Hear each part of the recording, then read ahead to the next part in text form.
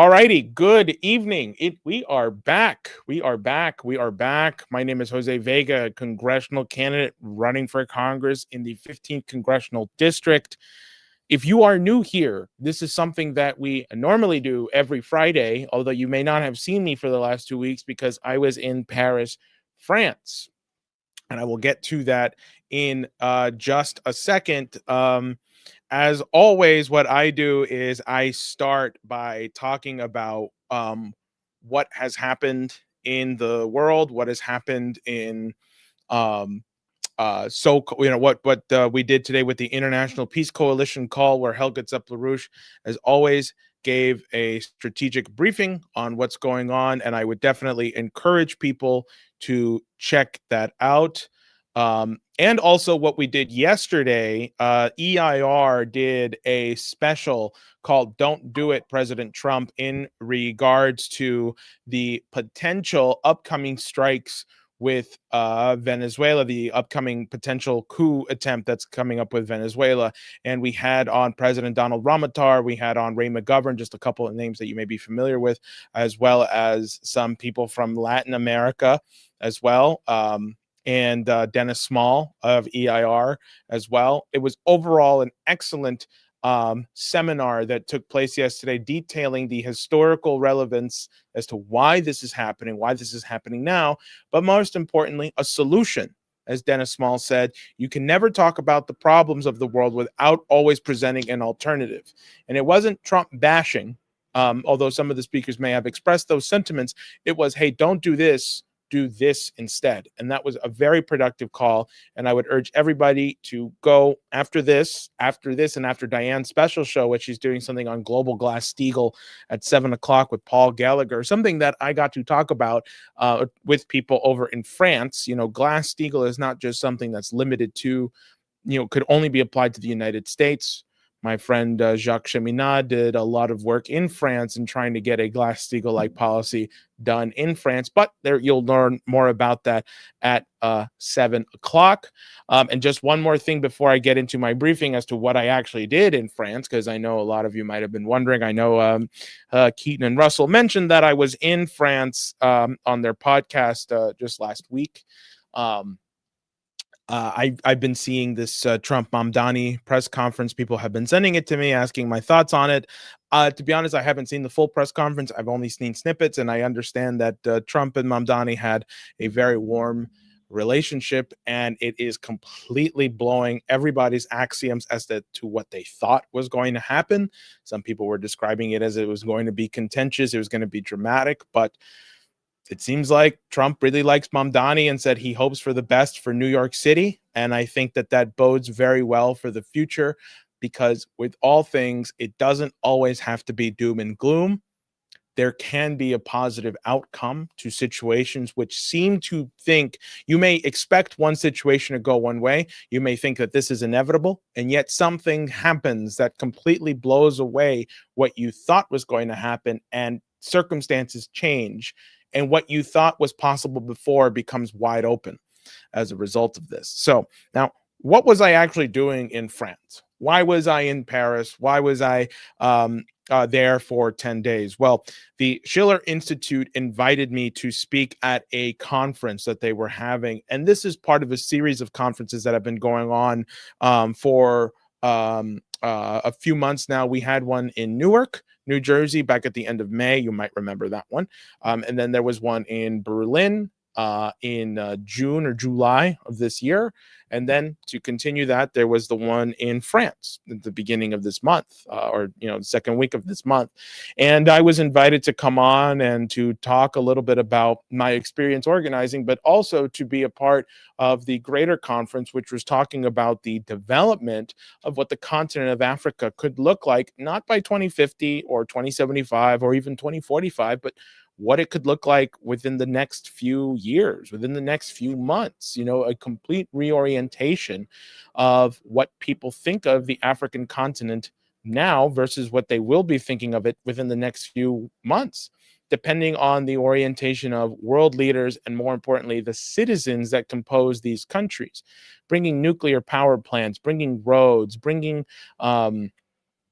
bringing actual productive jobs and labor, but even beyond just the physical developments, the process of development, this process of developing new people to think creatively and build creatively is the revolution that's happening. And that's the kind of optimism that was tapped into at the Paris conference. Now, as to what I spoke on two different panels, the first panel and on the third panel.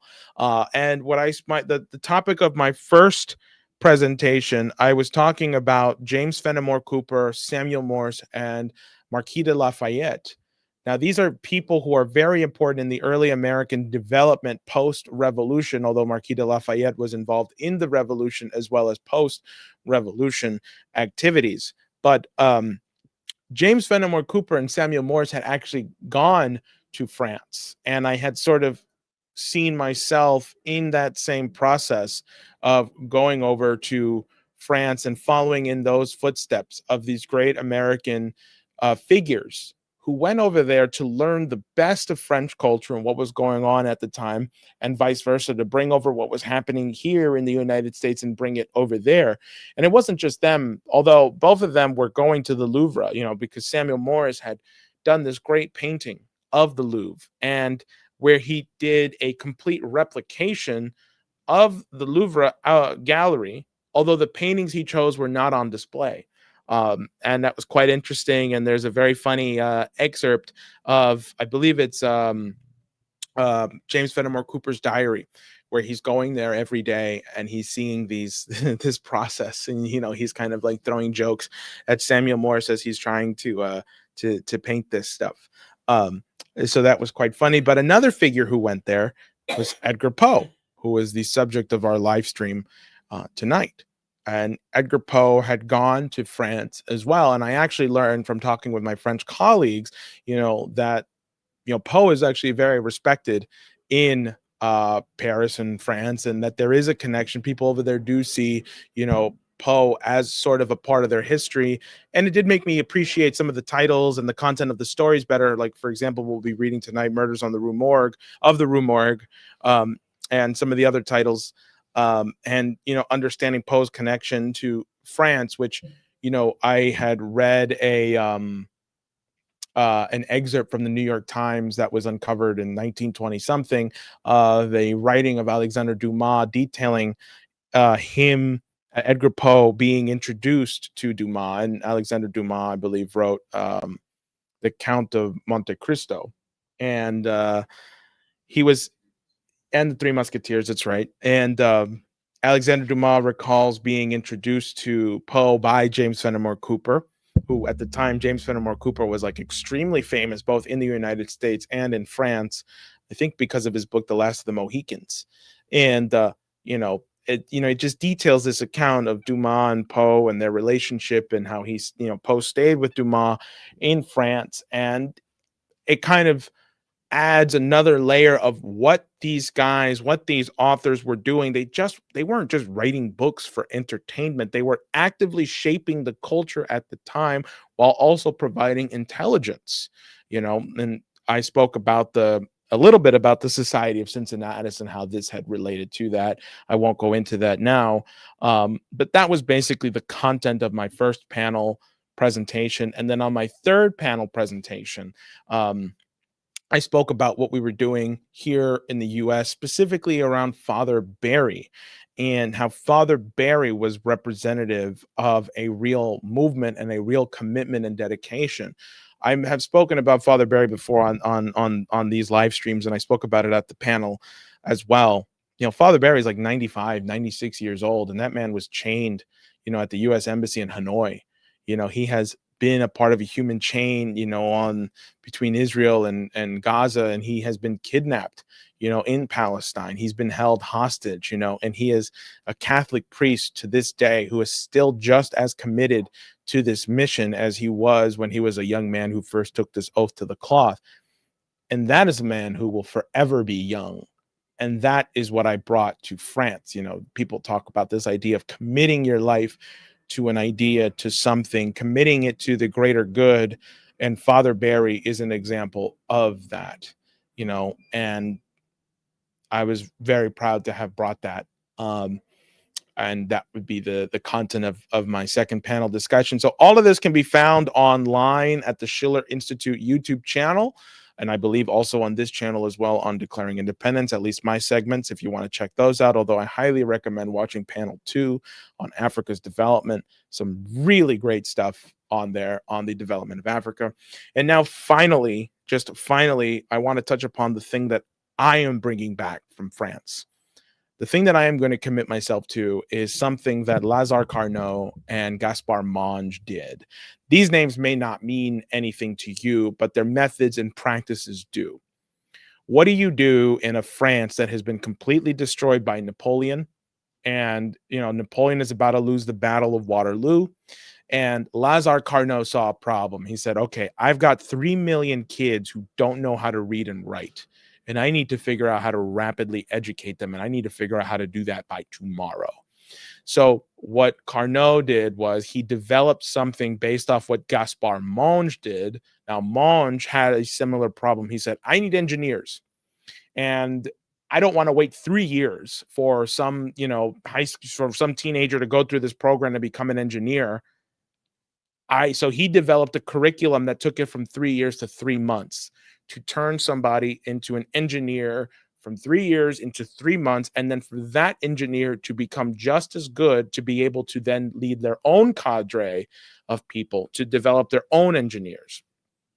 So Carnot took what Monge did and he developed something called mutual education or mutual teaching. Basically, you teach 1 or 2 kids, and then those 1 or 2 kids are then responsible for teaching 7 to 10 other students, and then those 7 to 10 other students are responsible for teaching other kids. So you see these illustrations of France where you had these giant salons, these giant classrooms, where you had about hundreds of kids, and there were about dozens of blackboards all across the classroom, and you had students teaching students, kids teaching kids, and this rapidly dramatized, rapidly developed a whole bunch of young people into becoming literate. And that is one of the ways in which education and rapid education and mutual teaching saved France.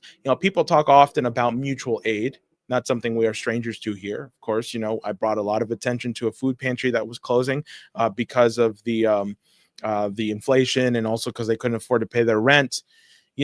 But I would just leave you with this question. Is there a difference between teaching somebody how to read and write and then just abating their hunger? Obviously, they need to be able to eat in order to think, in order to be literate, in order to develop those skills. But teaching somebody how to read and write is an important life skill that will stick with them forever. And that is invaluable. That is just something that you cannot put a price tag on. And that is what I intend to do here in the Bronx, in the United States, and the world as a whole. We are going to do mutual education, and I hope that you guys stay tuned to figure out how we do that. One of those expressions is what we are doing here with the Poe. And I won't belabor the point anymore. If people have questions on that and they want to get involved in that, definitely reach out. Go to votevega.nyc, reach out and contact us. But I have to now pass this off to our friend, Dennis Speed, who joins us every week.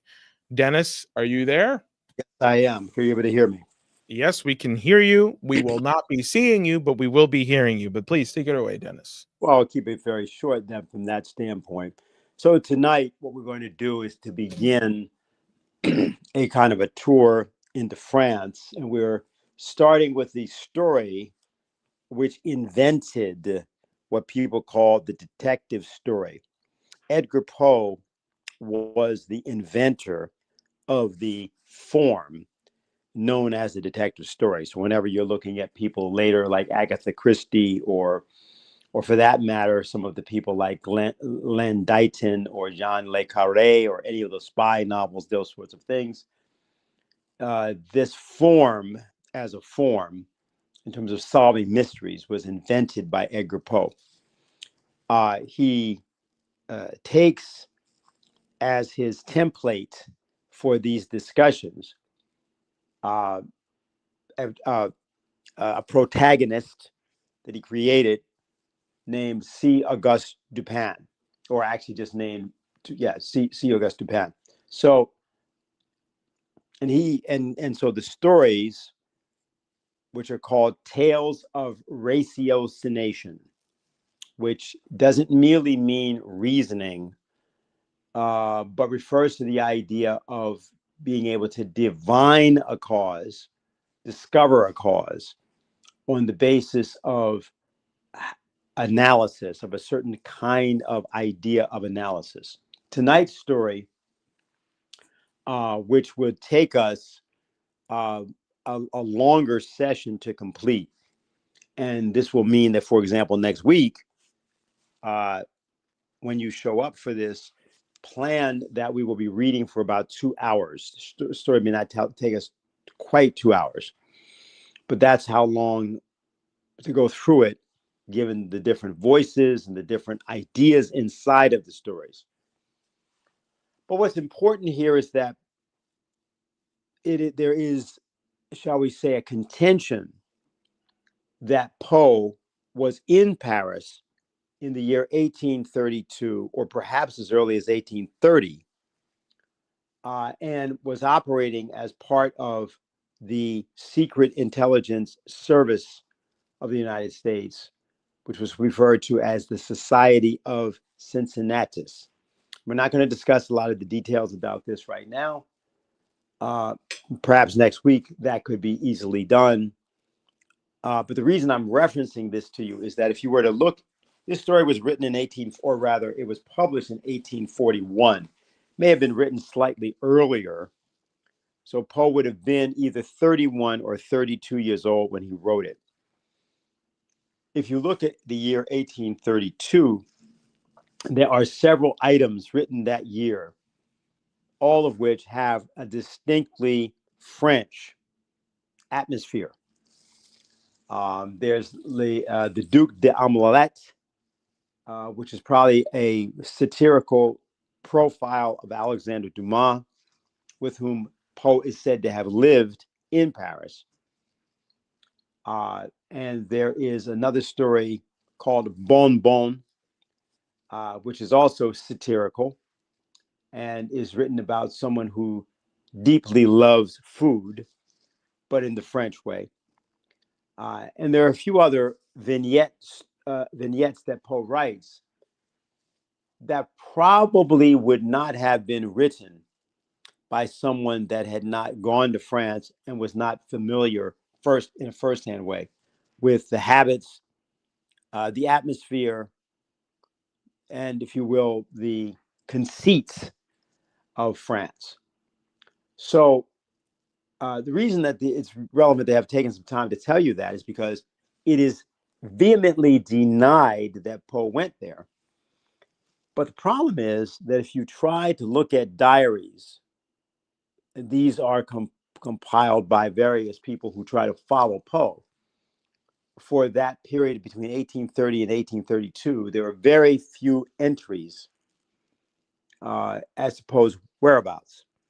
Doesn't mean that nothing is known, but it's relevant because Dumas, Alexander Dumas, contended, at least in a writing that some people can contest the validity of this writing, but in the profile that's provided by Alexander Dumas, Poe's character and his habits of work are described. Tonight, as we read this beginning of the story, what you'll find, which is interesting, is that there will be, in what you read, no plot, no narration, no characterization for the entire passage that we're going to read. And we're reading it because Poe indicated in his writing of this story that the story itself is a commentary upon what we're about to read. So with that said, Jose, I think you guys can just take it and do your best damage.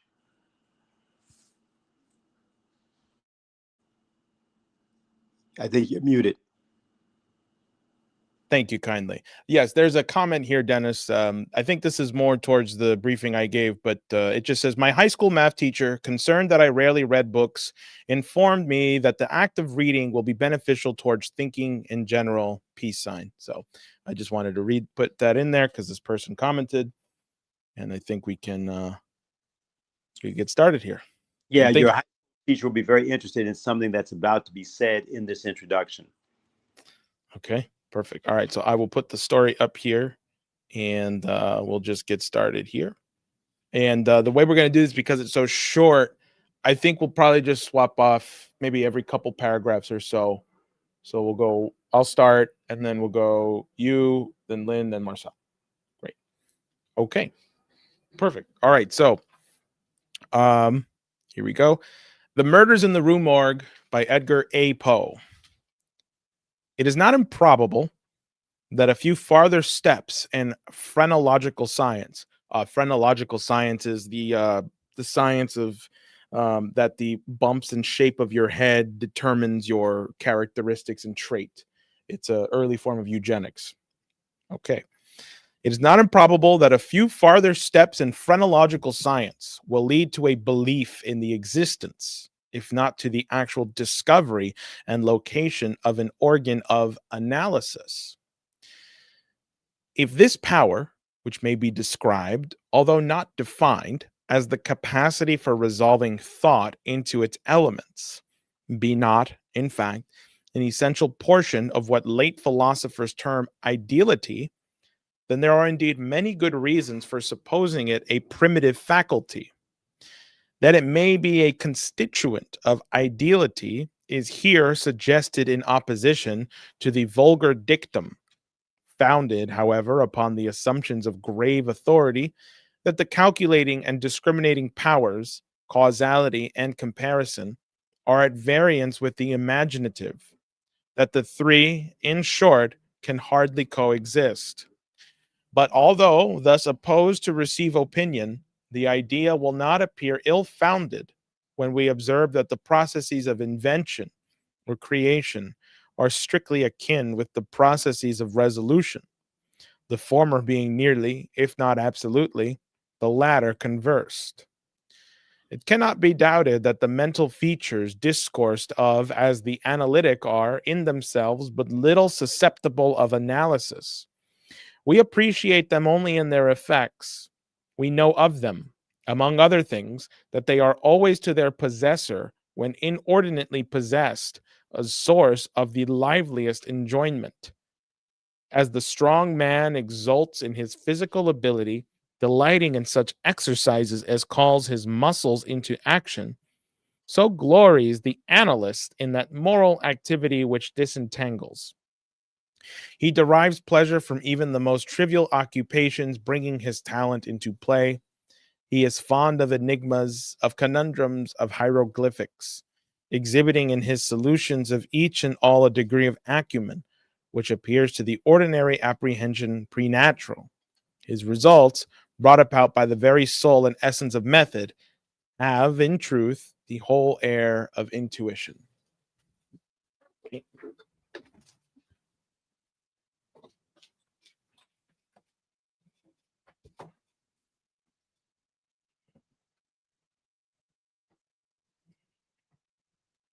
Sorry. The faculty in question, possibly much invigorated by mathematical study, and especially by that highest branch of it, which unjustly and merely on account of its retrograde operations has been called, as if par excellence, analysis. Yet to calculate is not in itself to analyze. A chess player, for example, does the one without effort at the other. It follows that the game of chess, in its effects upon mental character, is greatly misunderstood.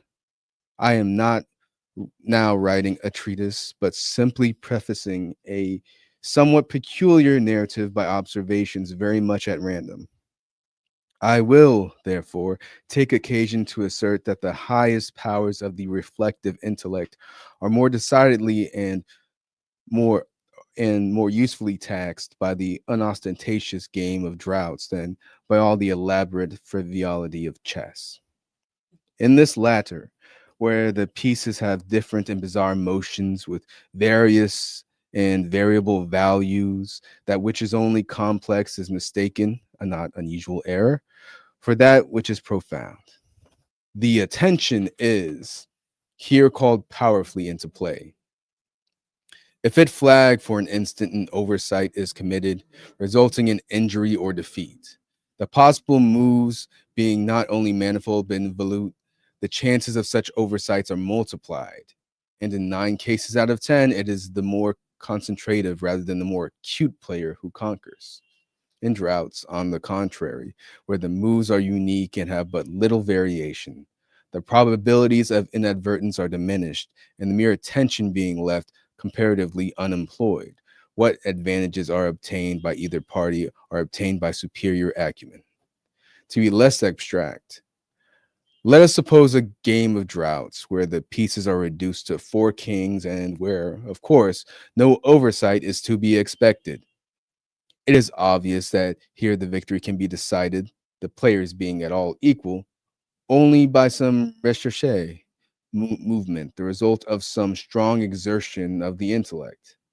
Deprived of ordinary resources, the analyst throws himself into the spirit of his opponent, identifies himself therewith, and not unfrequently sees thus, at a glance, the sole methods, sometimes indeed absurdly simple ones, by which he may seduce into miscalculation or hurry into error.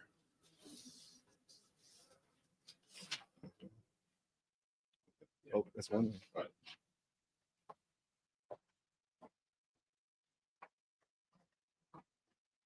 Droughts, by the way, or droughts, however you pronounce it, is checkers. Oh. Whist has long been noted for its influence upon what are termed the calculating powers, and men of the highest order of intellect have been known to take an apparently unaccountable delight in it, while eschewing chess as frivolous. Beyond doubt, there is nothing of a similar nature so greatly tasking the fruit of analysis. The best chess player in Christendom may be little more than the best player of chess. But proficiency in whist implies capacity for success in all those more important undertakings where mind struggles with mind. When I say proficiency, I mean that perfection in a game which includes a comprehension of all the sources, whatever be their character, from which legitimate advantage may be derived. These are not only manifold, but multiform, and lie frequently among the recesses of thought altogether inaccessible to the ordinary understanding. To observe attentively is to remember distinctly. And so far, the concentrative chess player will do very well at whist, while the rules of Hoyle, themselves based upon the mere mechanism of the game, are sufficiently and generally comprehensible. Thus, to have a retentive memory and to proceed by the quote, the book, are points commonly regarded as the sum total of good playing. But it is in matters beyond the limits of mere rule where the skill of the analyst is evinced. He makes, in silence, a host of observations and inferences. So perhaps do his companions. And the difference in the extent of the information obtained lies not so much in the falsity of the inference as in the quality of the observation. The necessary knowledge is that of what to observe. Our player confines himself not at all, nor because the game is the object, does he reject deductions from things external to the game. He examines the countenance of his partner, comparing it carefully with that of each of his opponents. He considers the mode of assorting the cards in each hand, often counting trump by trump, and honor by honor, through the glances bestowed by their holders upon each. He notes every variation of face as the play progresses, gathering a fund of thought from the differences in the expression of certainty, of surprise, of triumph, or of chagrin. From the manner of gathering up a trick, he judges whether the person taking it can make another in the suit.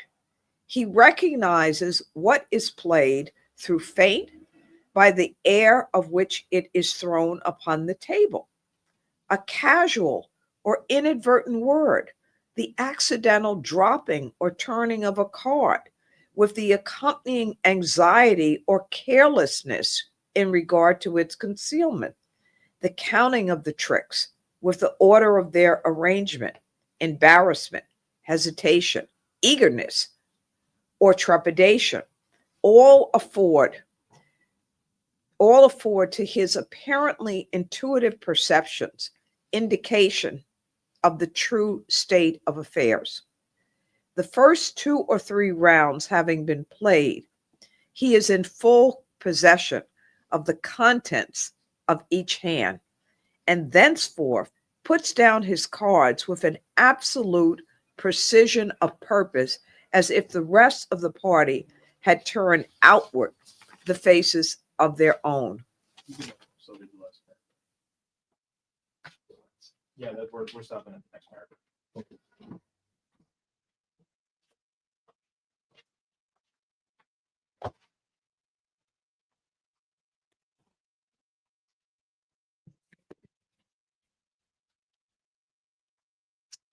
The analytical power should not be confounded with simple ingenuity, for while the analyst is necessarily ingenious, the ingenious man is often utterly incapable of analysis. I have spoken of this latter faculty as that of resolving thought into its elements, and that it is only necessary to glance upon this idea to perceive the necessity of the distinction just mentioned, the constructive or combining power by which ingenuity is usually manifested, and to which the phrenologists, I believe erroneously, have assigned a separate organ, supposing it a primitive faculty, has been so frequently seen in those whose intellect bordered otherwise upon the idiocy as to have extracted general observation among writers on morals. Between ingenuity and the analytic ability, there exists a difference far greater than that between the fancy and the imagination, but of a character very strictly analogous. It will be found, in fact, that the ingenious are always fanciful, and the truly imaginative never otherwise than profoundly analytic. Just before we end here, the next sentence, he says, the narrative which follows will appear to the reader somewhat in the light of a commentary upon the propositions just advanced. So he's saying that the story that will now happen is just a commentary on what we just discussed. But as Dennis said, who I don't know if he's still on or not, we have someone from Canada. Thank you for being on. But yes, that's what. So basically, if I am to understand, I'm kind of opening it up here. We just read what the story's about, and then the narrative that will come is that, but played out, right? Seems to be okay. Does anyone have any questions or reflections on what we just read? Seemed pretty dense.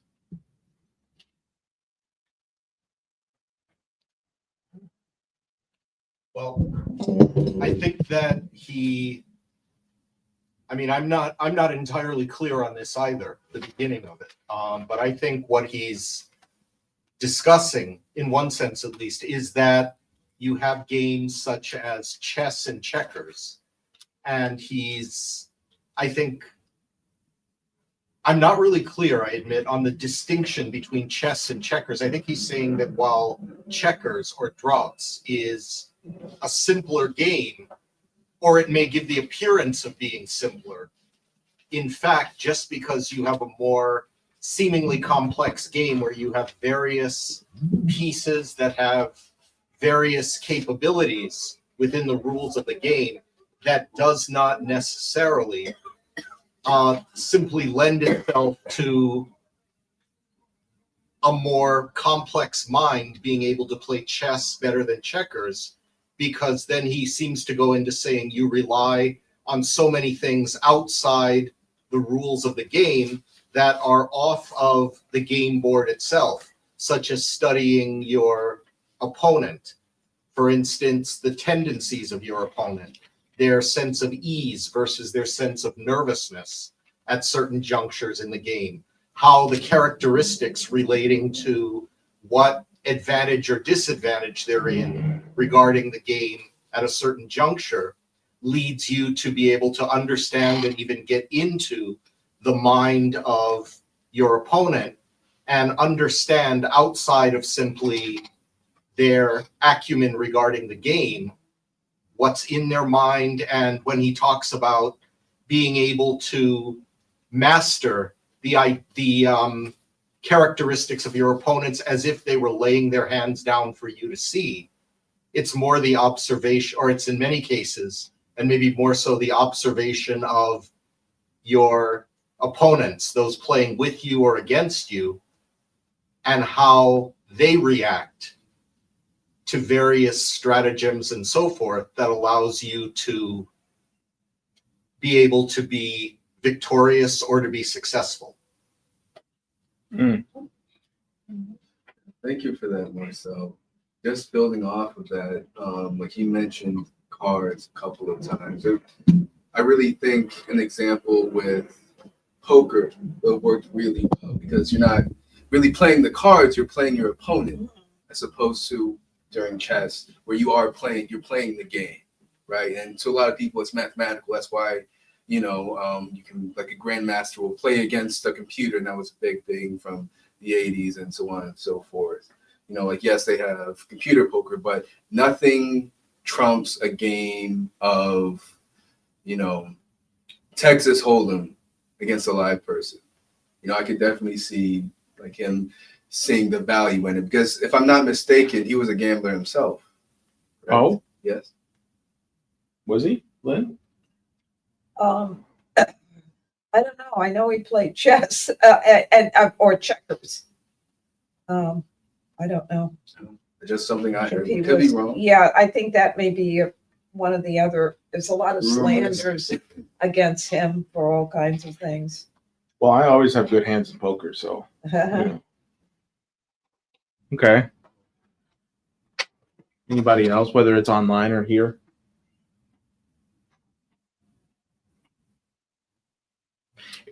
Yeah, go on. And also the idea of analysis and the difference between like I guess you say like a pendulum between analysis and creation. Like, hey, these things aren't completely separate, but also made me think about being so close to the creation that you can't really analyze it.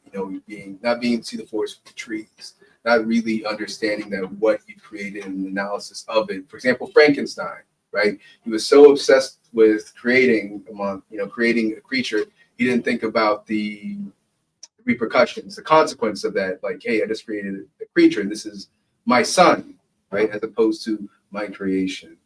So I just thought that made me think a little bit about Mary Shelley's Frankenstein. Does that have any relation to the movie? I did see it. No, I have not seen it. I like the Guillermo del Toro. It was fun. It was very fun. Did you have more, Marcel? I think what you mentioned is very interesting, right? And I think it even lends itself to a two-step process where the idea that not just looking at the pieces on the game board, but looking at your opponent and looking at all the criteria that allows you to really understand what your opponent is looking at and seeing what's inside of their head, then when you come back to the game itself, you have, in effect, the advantage. He does a similar thing with another story. Actually, the name of the story skipped my mind. Oh, The Purloined Letter, where he very similarly goes into a complete introduction to what he's talking about. And he talks about the game of chance, where you basically have, Oh yeah. behind your back, a person has. I just pulled that up actually. Why don't I read it? It's real short if we have enough time. Oh, okay. That's what I was looking for, Yeah. because that's what I did with the kids last night. All right. So instead of me describing it rather clumsily, Lynn can read directly from that particular description of basically being able to guess, or more so predict, and then know which hand the person you are trying to predict will have the ball in. Yeah. Well, I think we're going. We're going. So this is the beginning of the Purloined letter, and this is I think the second of the 3 detective stories that that Dennis mentioned that Poe had is considered the father of the modern, or not modern, of the detective story period. He actually invents the word detective. It has never been written in the English language before Poe. There's the word to detect, like a policeman is investigating something, but he invents detective. So anyway, his first story is the one that we just started. And then his second story, where he's describing, as Marcel just said, sort of the same kind of thing, because what is the method? And maybe we'll get to discuss this more later, but this is not the method of Sherlock Holmes. This is not deduction. This is not going around, picking up the floorboards or whatever you have to do, counting up a certain number of things. It's a completely different method that's involved in terms of figuring out something, or, winning the game or whatever. So in this story, it's very funny. It starts because Poe's been the prefect of police, which is the head of Scotland Yard, has come because they've got, and he's a real pompous guy, and he's always trying to solving everything, but they can't figure out this this crime that's been committed. They know that there's a crime. They're trying to find a letter, a compromising letter, and the prefects has done everything and they can't find it. So they come to Poe, and he gives him a whole long explanation about, what happened and the details of it and so on. And Poe is like looking at his cell phone, except that there weren't cell phones then. But anyway, he's looking, he's not paying any attention. And then he says to his friend about the prefect, he says, let's see.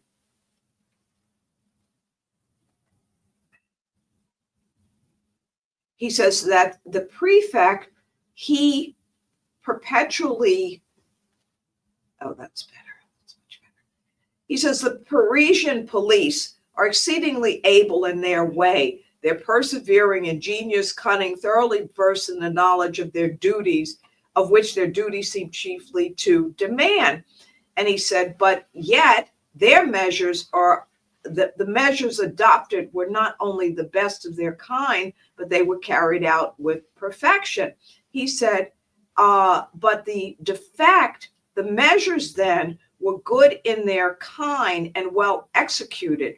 Their defect lay in their being inapplicable to the case and to the man.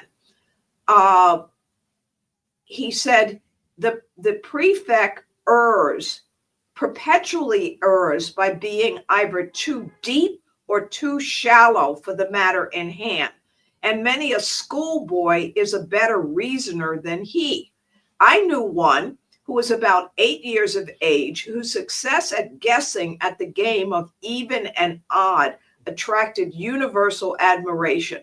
This game is simple. It's played with marbles. One player holds in his hand a number of these toys and demands of another whether the number is even or odd.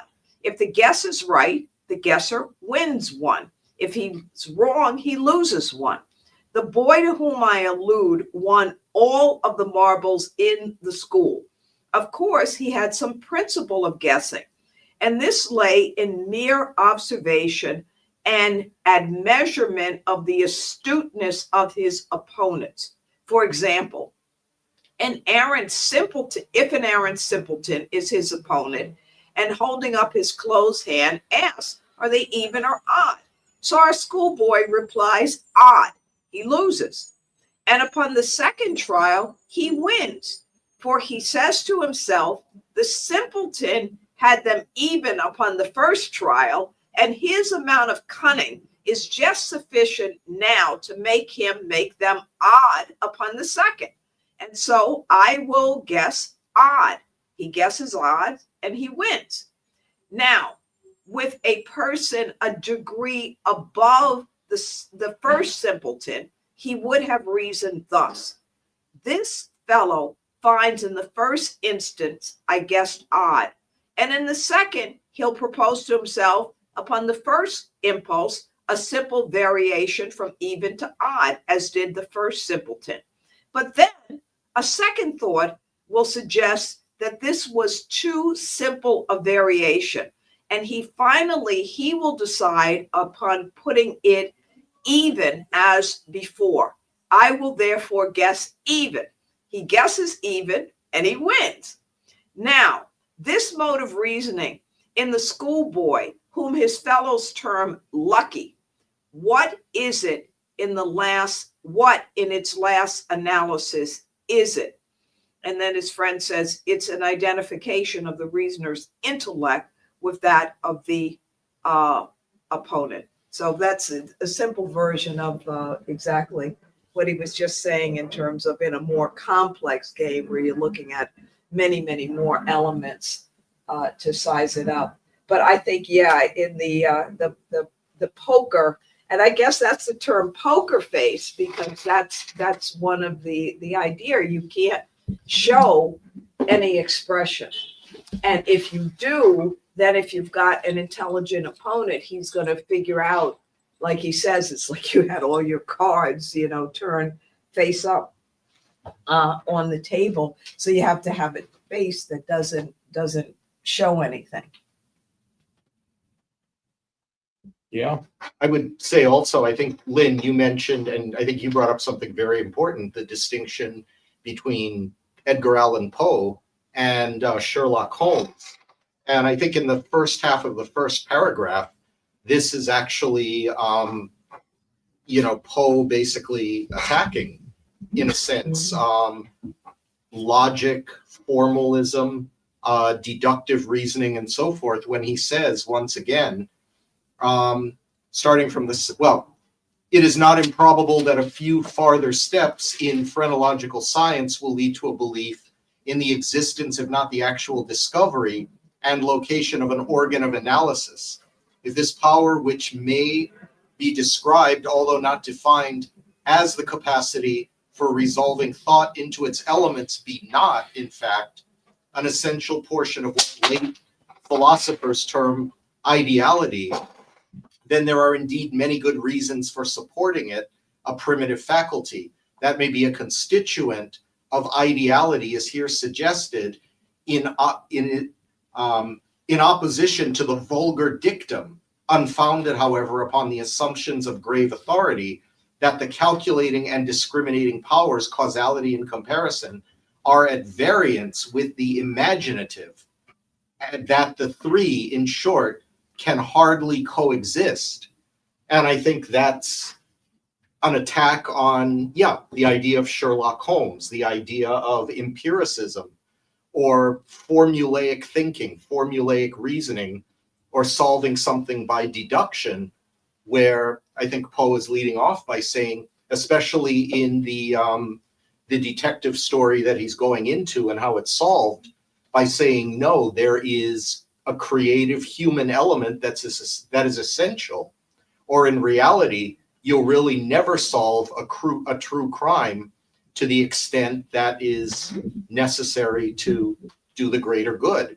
Even if you solve who did it, you'll never really have the level of understanding, and most crimes you will not be able to solve unless you bring the human element of creativity into the equation, so to speak.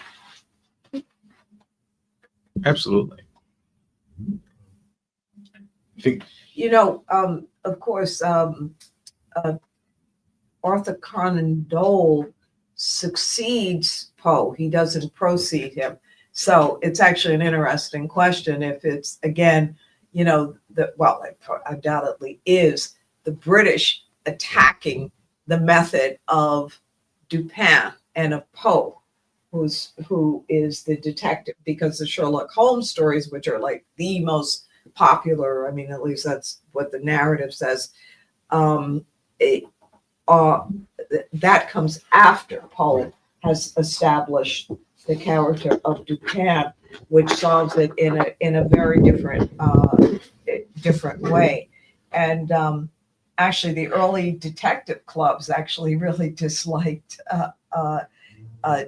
Doyle, because many of the detectives, like the ones that write the stories about the locked room and stuff like that, they actually attempt to get at sort of the same method that Poe uses, as opposed. So the point is that the Doyle things are really, degenerate, so to speak, or not even degenerate, a counter method, a different method. take what happened tonight or today with Zoran meeting Trump. Because if you had assumed by the media, they were saying Trump calls Mamdani a jihadist before he comes down, and Mamdani was calling Trump a fascist, right? So the media was kind of hyping up for a bloodbath, and instead Trump is, did you see this? Yeah, just two Queens dudes. No. Yeah, like two dudes from Queens, that's right. They're both New Yorkers, that's right. And Trump is like patting Mamdani on the back. So he's like, no, I don't think I'm standing next to a jihadist. I think this guy's going to do good. That's very much. I was going to say, that's very much something I would expect from two New Yorkers, to talk about each other behind each other's back. Then when they meet up, they just all cool. There's no beef, just friends. Like that question the journalist asked Mamdani, like, so do you think Trump's a fascist? And Mamdani's like, well, I've spoken with President Trump. I just say yes. It's Trump says, just say yes. It's easier. It's okay. Just say yes. It's fine. Don't worry about it. It's absolutely hilarious that. But it's like if you had only taking it from the percussive, like if you only went by what you saw in the media, you would think, oh, this would never happen. But as Tyler said, they're New Yorkers and they're from Queens. That does play a factor into this, right? And the other thing is Trump respects people who win. Like you can say whatever you want about him. Like he's like, because one of the things he had earlier in a call with Fox, he says, well, Mamdani was campaigning and that's hard. That's hard. And he won. Like, oh, I already knew, wait, this meeting might go well. Because as long as I was afraid that they might have coached Mamdani to be tough on Trump or something. And he, it was friendly. And it's good. It's a good thing. Right, go ahead.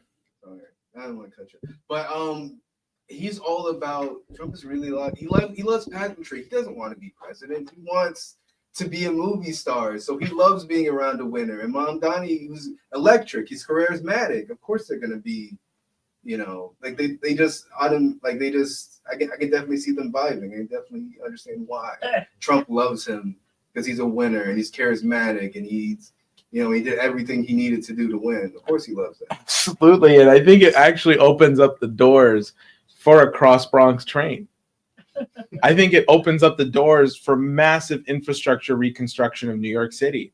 If Mamdani can actually keep that relationship alive to the executive, we could get an emergency reconstruction program that we've been calling for. Actually, you know, plumbers with NYCHA put out a call to New York City officials saying we need an emergency inspection of all boilers in all NYCHA buildings. That's very good. Now, I'm saying we need top down, inch by inch inspection of the entire buildings, but that's a good start. And that's something Trump could tell the Army Corps of Engineers, go look at this. So, you know, anyway, the point is the door is wide open for very good developments, very good things to happen, you know?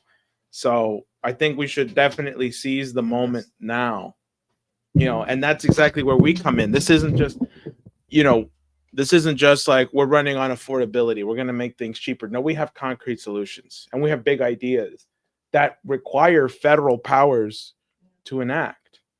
So that's go ahead, Marcel. Well, my point is clear, you know, I'm really glad this happened. I'm really glad that there's that connection now of New York City to the president where we might be able to get big projects through.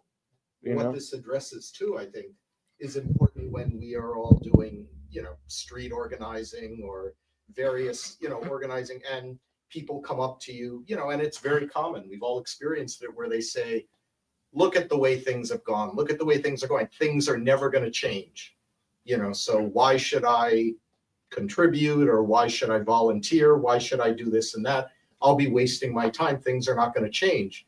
And that's almost like the, and even though, you know, Conan Doyle came after Poe, the idea that the British method, that empirical method, I think was very, very clear to everyone at the time Poe was writing. But that's the method that people are employing when they say, well, look at X, Y, and Z, look at how things have gone up to this point. And then the way to counter that may be to say, well, isn't this a great thing about human beings? Or bring up what the identity of a human being is, that man is capable of changing. Man is not AI. Man is not a computer, even the most sophisticated one, but that we can decide that based on certain external factors, we'll respond to that by changing our axioms, as with Clinton and Rabin. And that's wherein the hope lies. So yeah, I thought that a perfect example of that. Yeah. Absolutely. No, it's I'm happy. I'm just happy. I'm happy that happened. I'm happy. You're right. It overturned axioms, because I'm sure if you had asked any New York liberal yesterday how the meeting was going to go down, oh, really bad, so bad. You know, Fox News was hyping it down as showdown with socialism. Everybody, whether you were Republican, Democrat, whatever you were, no one expected it to go that way. And it's a good thing it did, because it's overturning axioms as to what's possible. So with that, it is 7 o'clock now. And I'm going to now urge people to go and check out Diane Sayre show on Global Glass-Steagall. And go to votevega.nyc, donate, and volunteer. So thank you. And